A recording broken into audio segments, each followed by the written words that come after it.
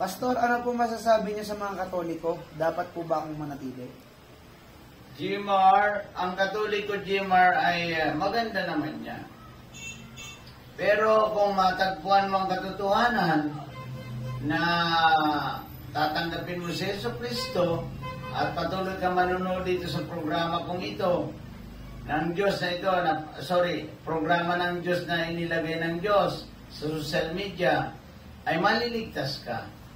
Ngayon, kung maligtas ka, ang tawag sa iyo ay born again Christian. Ngayon, kung maligtas ka, Jimar, sa 4 na P, ang pinapangaral natin, ay maaari kang pumasok sa kalangitan. Purihin ang Panginoon, Jimar, naway maobserbahan mo, pag-aralan mong mabuti, kung tama ba ang tinuturo natin dito. Kasi ang tinuturo natin dito sa social media ay pawang katotohanan.